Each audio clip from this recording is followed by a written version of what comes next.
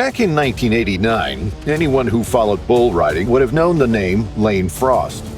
He was a champion and renowned for being the only bull rider to successfully ride Red Rock, a fearsome, untamable bull. But at the age of 25, his winning streak came to a disastrous end when he was gored by one of the bulls he was riding.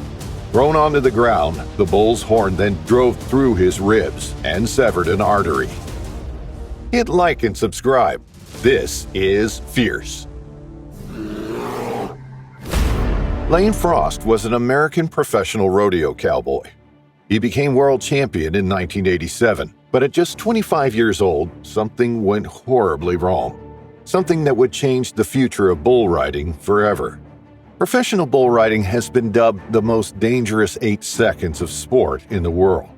The sport of riding an enraged bull without being bucked off started in Mexico and quickly spread northwards to Texan ranches and throughout the U.S. Lane had always been interested in bull riding from a young age. His father, Clyde, was a saddle bronc and bareback rider before him, notoriously being on the circuit when Lane was born. Some said that the rodeo was in Lane's blood.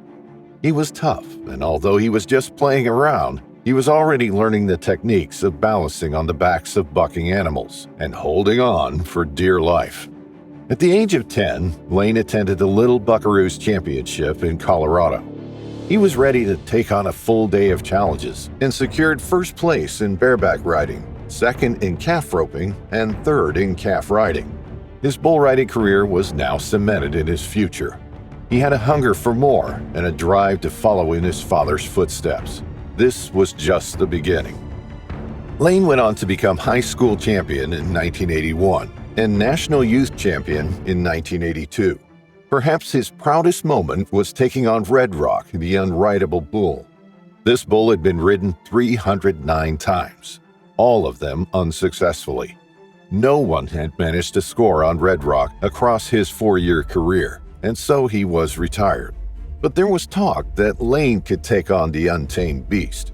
The challenge was on, and in a series of 7 exhibition matches dubbed Challenge of the Champions, Red Rock was brought out of retirement for Lane. In 4 out of the 7 matches, Lane rode Red Rock to the 8-second whistle, a feat no man had ever achieved before.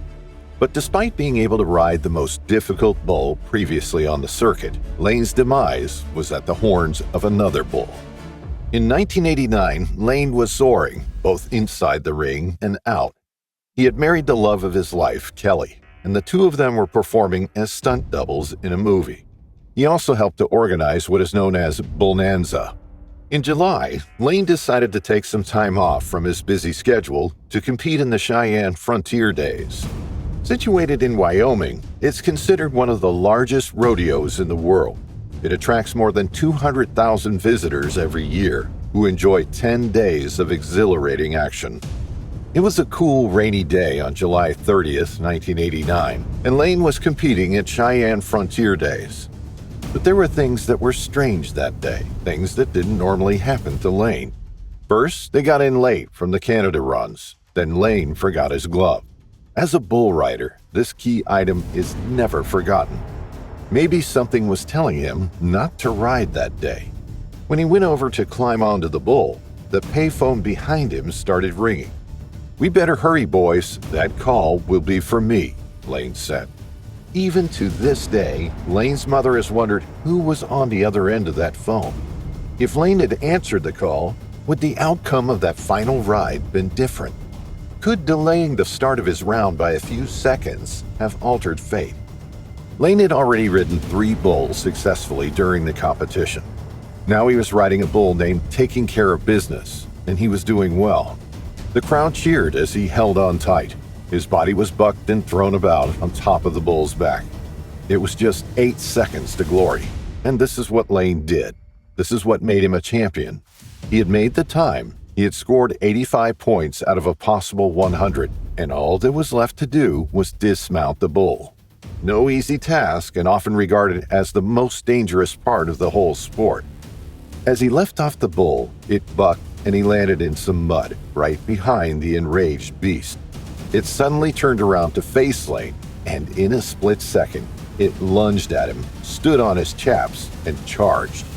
Lane was knocked through the air, landing heavily on the ground.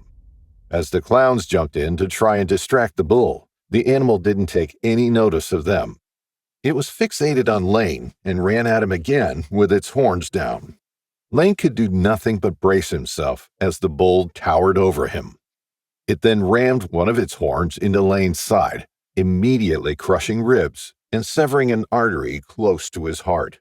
Lane gasped. The bull was ushered away, and Lane stood up momentarily and signaled for help before collapsing onto the ground. Dr. Skip Ross was the first responder on the scene. He knew Lane was gone. He knew there was nothing he could do.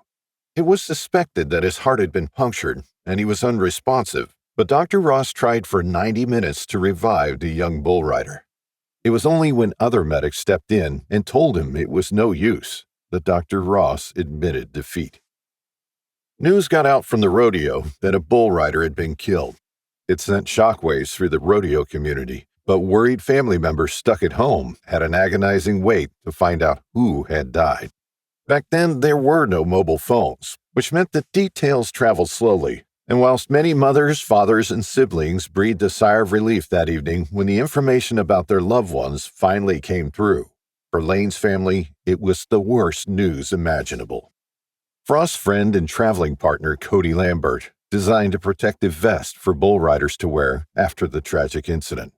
Now all bull riders wear one, and doctors agree that Lane's life likely would have been spared had he been wearing such a vest at the time. The traditional cowboy hats are also fast being replaced by helmets. All high school bull riders are required to wear helmets, and many of them continue doing so into adulthood and on the pro circuit. If they learn to ride with them, balancing their bodies with the headgear on, then they can compete successfully at the professional level in a safer way as well. Lane posthumously finished third in the Cheyenne Frontier Days rodeo, in which he died.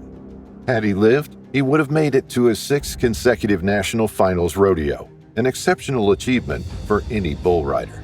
The year after his death, Lane was inducted into the Pro Rodeo Hall of Fame. Despite his short career, he was a role model for many young, aspiring bull riders. Now, although more than 30 years have passed since his death, his name still lives on. His family has done all they can to ensure that he is never forgotten. His parents tell his story at various Christian and youth groups.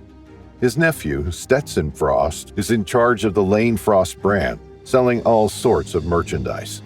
What started out as a hobby has now turned into a booming business, selling 50 varieties of hats, shirts, stickers, patches, and the Lane Frost Red Rock action figure.